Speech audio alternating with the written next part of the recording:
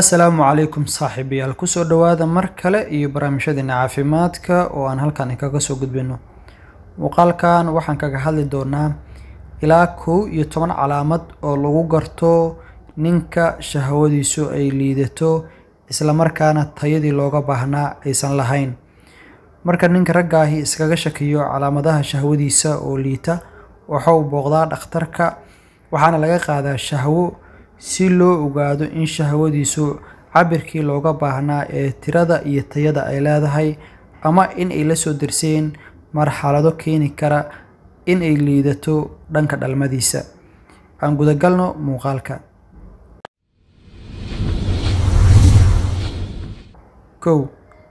Calaamadda koowaad ee muuqaalka ku soo qaadanayno waxay noqon doontaa tirada shahwada.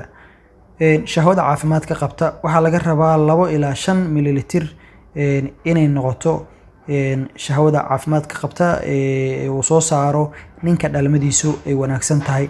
Laakiin haddii ay ka yaraato 2 ilaa wax ka sii hooseeya ay noqoto oo 1 iyo wax la mid ah ay noqoto mililiter per ejaculation walba, taas waxay ka turjumaysaa in dhanka dhalmada ninkaasi ay liidato isla markaana u baahan yahay marxalado xoojin ah iyo la tacaalid. Calaamadda labaad aan kaga hadli doono muuqaalka ee la soo dirsi karta qofka shahwadiisu liidato waa muuqaalka shahwada. Sida caadiga shahwadu waa caddaan dareere adka ah kalar u gooniyana leh iyo muuqaal u gooniya.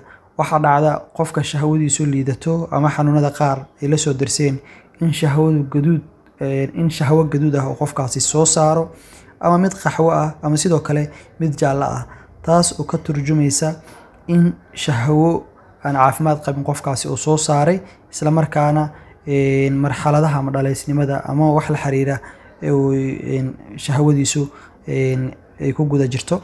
Lambarka saddexaad ee kaga hadli doono muuqaalka waxay noqon doontaa isku dhegga shahwada oo isbedel uu ku yimaado. Sida caadiga shahwadu waa dareere adke ah oo yara isku dheggan ama cuf leh isla markaana culus muuqaal ahaan. Waxaa dhacaysa marka qaar qofka shahwadiisu liidato ama ay jiran tahay inuu soo saaro shahwo biyo ah kala go'an oo cabirkii ama muuqaalkii looga baahnaa ama isku dheggi looga baahnaaba aan lahayn. Taas waxay ka qiyaasaysaa ama ay sheegaysaa marka in shahwadaasi ay xanuunsan tahay. Lambarka afraad la soo dirsi kara ka hadli doono muuqaalkan wuxuu noqon doonaa qofka shahwadiisu liidato xanuun ama barar marka in shahwada oo soo saaro qofka uu biyo baxo.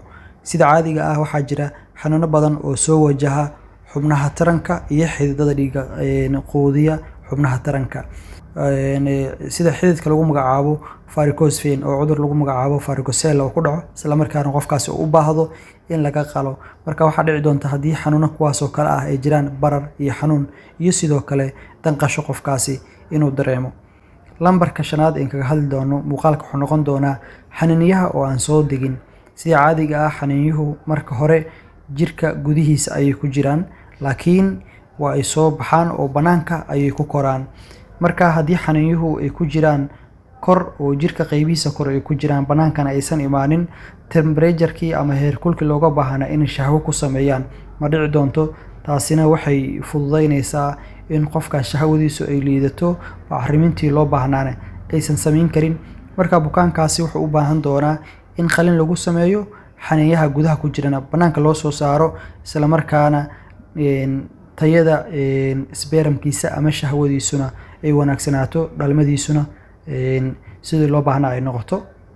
Lambarka lixaad aan ku soo qaadanayno muuqaalka wuxuu noqon doonaa xubnaha xaniinyaha oo yaryaraada. Sida caadiga xaniinyuhu waa 2 xabo oo isgarab taala oo cabir gooniya leh lana taaban karo. Waxaa dhici karta in xanuun ku dhaco isla markaana xaniinyaha soo saari lahaa shahwada ay yaryaraadaan oo ay awoodi waayaan cabirkii looga baahnaa iyo tayadiiba inay soo saari waayaan, sidaan ay ku dhacdo qofkaasi dhalmadiisu inay liidato.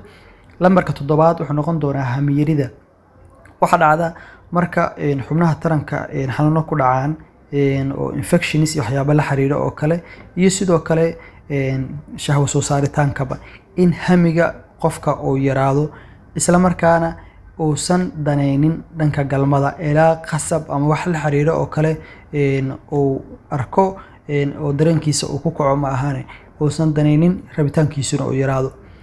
lambarka 8aad wuxuu noqon doonaa keeni kara calaamadaha lagu garto shahwo yarida timaha oo aan soo bixin. sida caadiga ah timaha waxa soo saara hormoon lagu magacaabo testosterone kaas oo go'aamiya taranka raganimada. marka waxa dhacaysa hormonal imbalance qofkaas inay ku dhacdo kale hormoonada dumarka shaqeeyo kale ay ku yara bataan sidaan ay ku dhacdo qofku timihiisii xagga raganimada oo idil inta badan inaysan soo bixin waxay noqon doontaa calaamad ka turjumaysa shahwadiisu inay liidato. lambarka 9aad wuxuu noqon doonaa damista xubinta taranka xilliga xaajada. waxa dhacaysa marka qaar qofku markii galmadiisa oo bilaabo oo kale sidii loo baahnaa inta uusan gaarin meesha looga baahnaayo kale in xubintiisa taranku ay danto isla markaana niyad jab meeshaas uu ka imaado waxaana sababi kara shahwadiisa oo liidata iyo xanuuno kale oo la soo dirsa. lambarka 10aad ee aan muuqaalka kaga hadli doono waxay noqon doontaa qofka oo shaqada dhanka galmada qabta isla markaana aan soo saarin wax shahwo ah.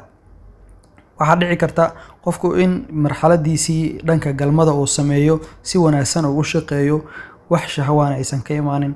taas marka waa sabab ah waxa lagu magacaabo retrograde oo ah shahwadu inay kaadi heesta xaggeeda aado isla markaan xubinta taranka ee loogu talagalay aysan ka soo bixin qofkaasina uusan waxba baxrimin karin una baahan yahay xal kale. lambarka ugu dambeeya ee 11aad aan kaga hadli doono calaamadaha lagu garto qofka shahwadiisu liidato waa nasabararka ama naasaha ragga oo waaweynaada. sida caadiga ah naasabararka waxa sababa hormonal imbalance iyo xanuuno kale oo lala xiriiriyo. marka hormoonka lagu magacaabo testosterone ayaa go'aamiya raganimada qofka caadiga sidaan usoo sheegnaba tintiisa adeegiisa xubnihiisa taranka iyo shahwa soo saaritaanka. haddii marka imbalance ay dhacaan oo hormoonadu isu dheelitirnaan waayaan oo hormoonada ragga ay yaraadaan ama kuwa dumarkuba ninka ragga ah ay ku bataan waxa dhici doonta qofka naasihiisu oo ninka ragga ah ay soo waaweynaadaan sidoo kalena timihiisu ay yaraadaan oo aysan timi usoo bixin sidaana ay u noqoto shahwadiisu mid liidata oo tayadii looga baahnaa tiradii looga baahnaa iyo wixii looga baahnaayo idil inay ku bacrimiso dhanka xubinta taranka ee dumarka aysan lahayn. waad mahadsantihiin insha Allah muuqaalada xigana waxaan kaga hadli doonaa waxyaabaha sababa in shahwada ninka ragga ah ay hoos u dhacdo sida lagu xalin karo iyo ugu dambeyn waxyaabaha kordhin kara shahwada ama hoos u dhigi kara. waad mahadsantihiin.